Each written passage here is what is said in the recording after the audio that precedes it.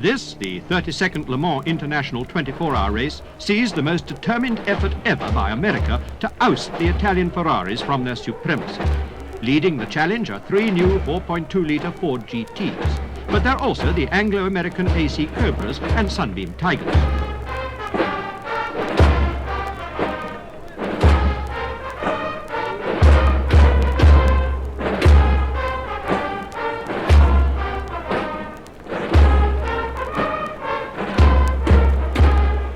It's a few seconds before 4 o'clock this Saturday afternoon, and a crowd estimated at 250,000 people are curiously hushed in expectant tension, a silence which will not repeat itself for the next 24 hours.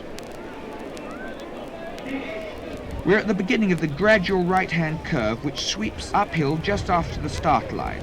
The hands of the clock now move towards 4 o'clock. The flag falls.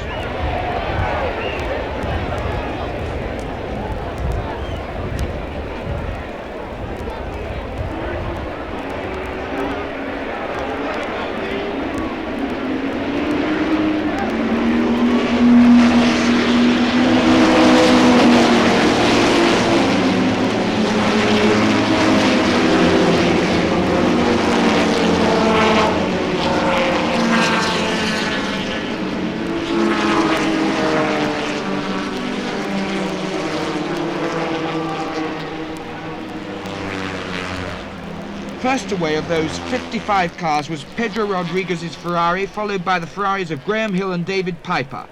Last away is Phil Hill's Ford GT, its engine having been reluctant to start.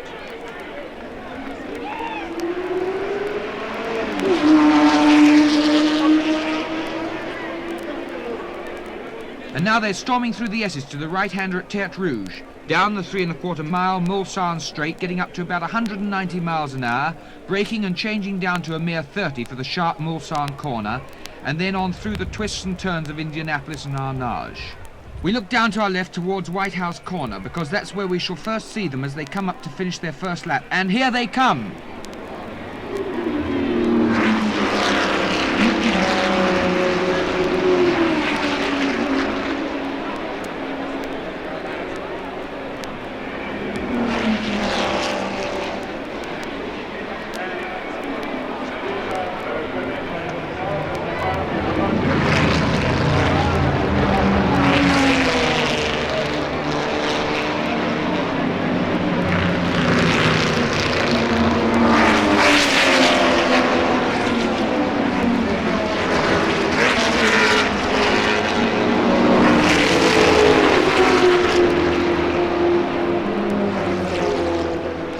Three Ferraris in the lead, Rodriguez, Graham Hill, John Surtees, and then Richie Ginter in the first of the Ford GTs, followed by Mike Parks in a Ferrari and Jack Sears AC Cobra.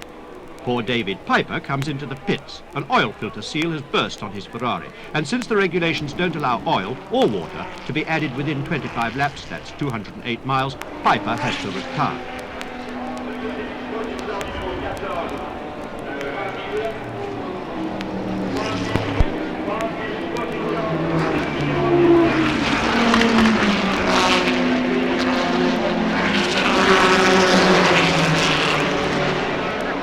But Richie Ginter means business, and by the end of the second lap, he's nosed his way to the front of the field. An American car leads the Ferraris of Graham Hill, Surtees, Rodriguez, and Parks.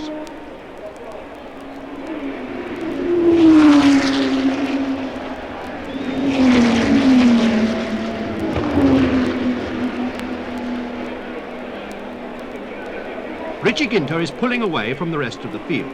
Meanwhile, his teammate Phil Hill has come into the pits with his Ford Mistral, and Mike Parks' Ferrari engine isn't too healthy either. The end of lap 3.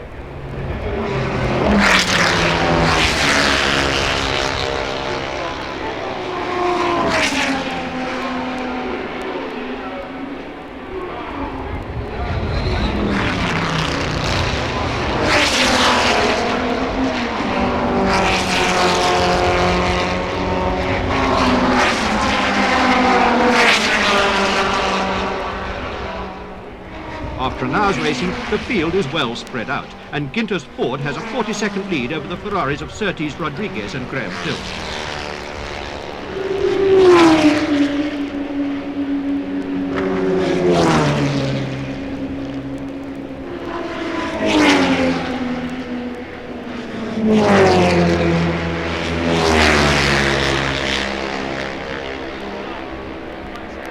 The first routine pit stops for refueling now, and most teams take the opportunity of changing drivers.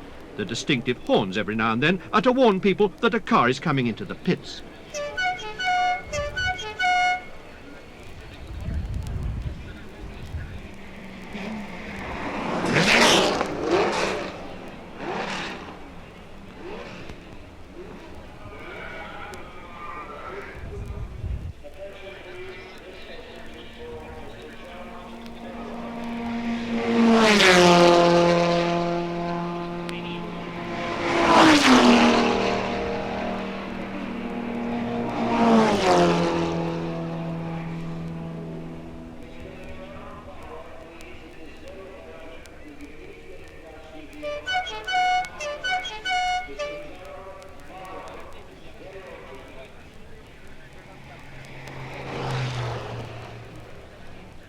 Richie Ginter has handed over the Ford GT to fellow American Maston Gregory, and Bandini is now at the wheel of the Surtees Ferrari.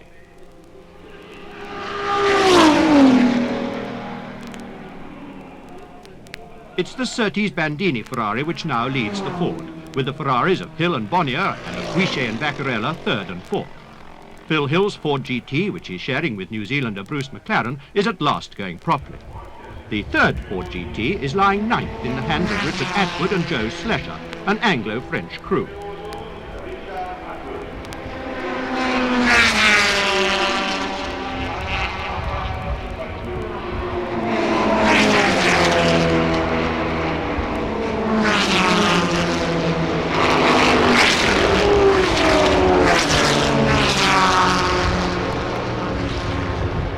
And so we move to another part of the circuit, to the point where the drivers are changing down on the approach to Arnage Corner.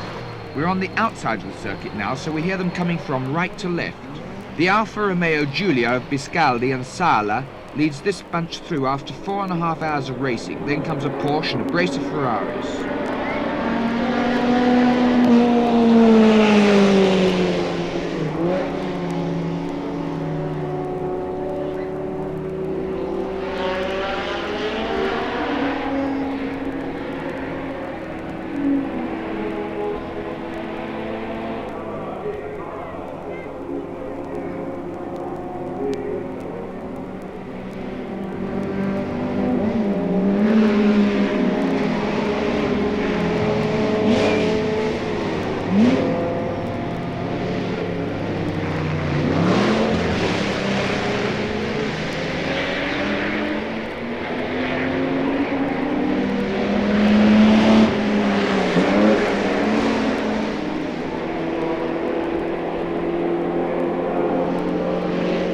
Surtees and Bandini lead the race in the 4-litre rear-engine Ferrari at an average of 126 miles an hour.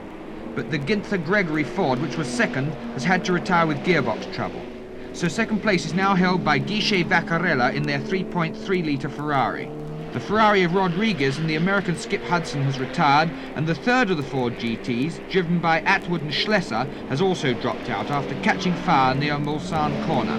Nobody hurt, fortunately, but Ford's hopes now rest solely with the Phil Hill Bruce McLaren car, which is going well and coming steadily up through the field.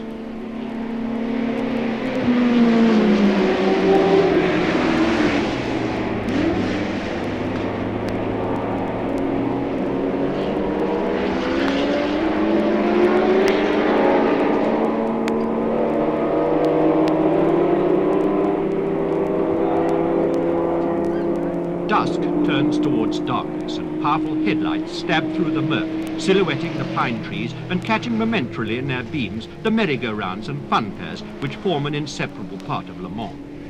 But the race goes on, a long grind with darkness adding to the perils of an event in which the speed differential is between 110 and 190 miles an hour.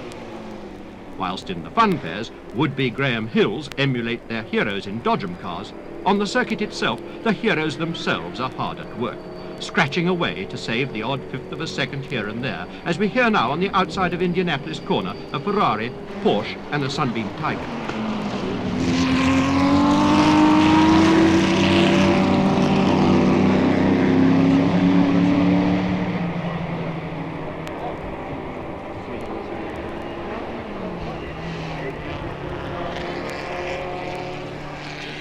bivouac tents are erected.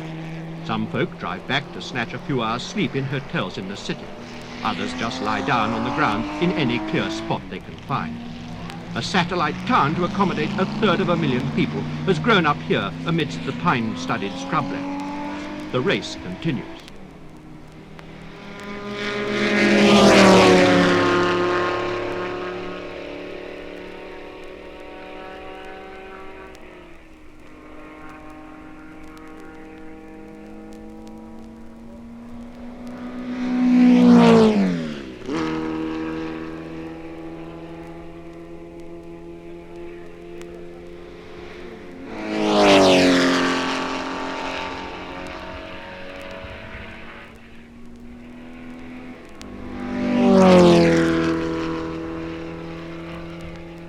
Keen students of motor racing are ignoring their distractions. To them, the paramount interest is the skill required to take the first right-hand curve approaching Indianapolis corner at about 90 miles an hour, change down and brake to 55 for the sharper left-hander, and yet still pass slower back markers who may be in the way, and in darkness at that.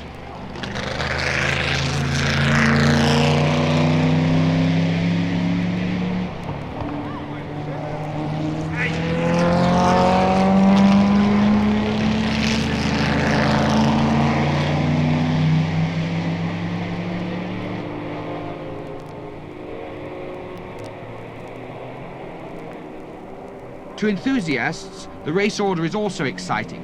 The fact that Phil Hill has raised the lap record to 131.29 miles an hour in his relentless pursuit of the leaders in the 4.2-litre Ford GT.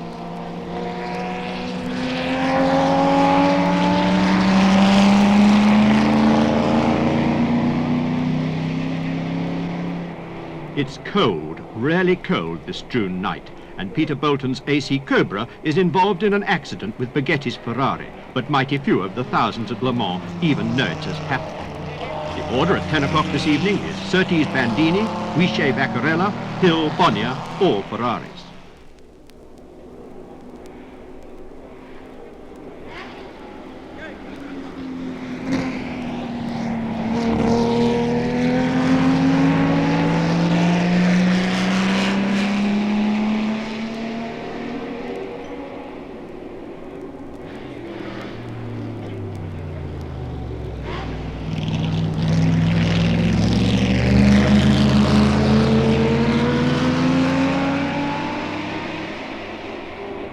In the funfairs there's the wall of death, but on the circuit there are corners which require exact positioning of the car, exact timing of braking, gear changing, and pressure on the accelerator.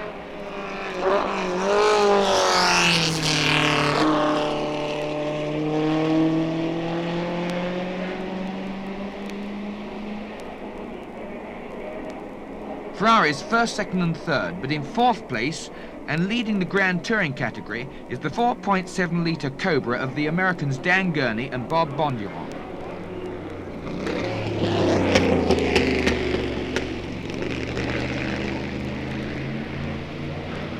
Phil Hill and Bruce McLaren have worked their way up to sixth place in the sole remaining Ford GT.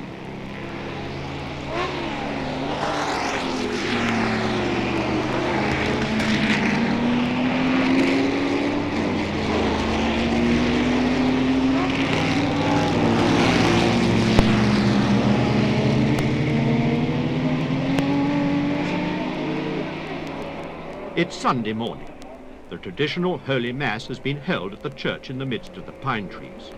The myriads of tents around the 8.36-mile circuit have reopened their eyes and their ears to the crisp blare of the exhaust of the surviving cars.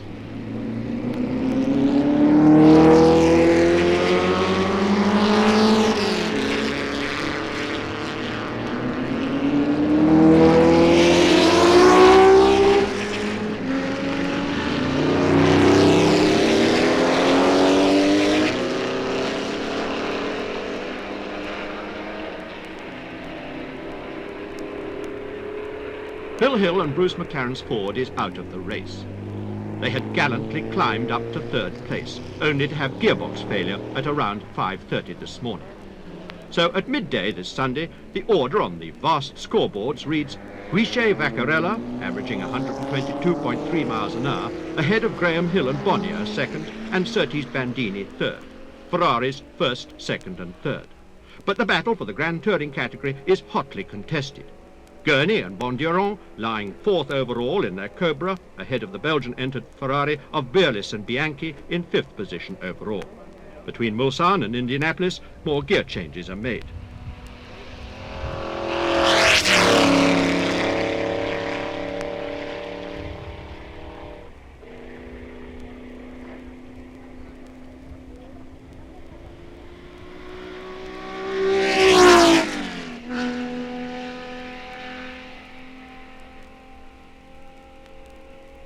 Not long to go now, and the Ferraris are ensured of victory. The American Ford GTs proved their speed, but not their reliability.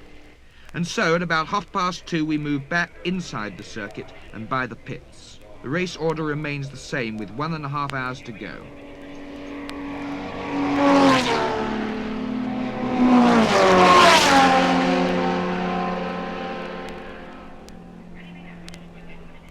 The Austin Healey Sprite of Clive Baker and Bill Bradley comes in for its final routine pit stop for more fuel.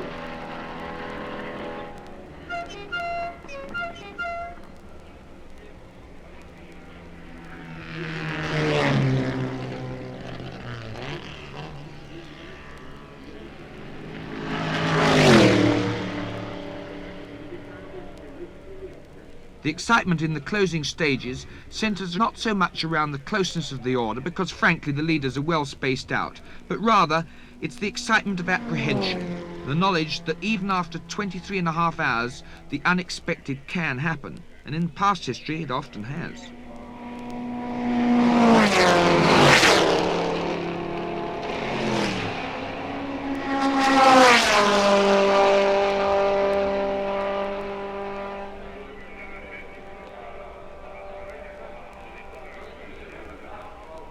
Four o'clock, Sunday, the 21st of June, 1964, and the checkered flag is held out to mark the end of the 32nd Le Mans International 24-hour race.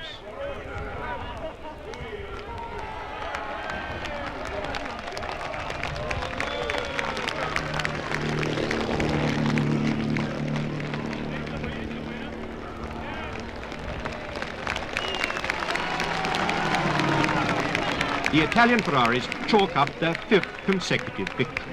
Once again, the prancing horse dominates the scene, with 5 of their cars in the first 6 places. But the American Fords have bared their teeth and shown that the Ferrari domination may not last for long.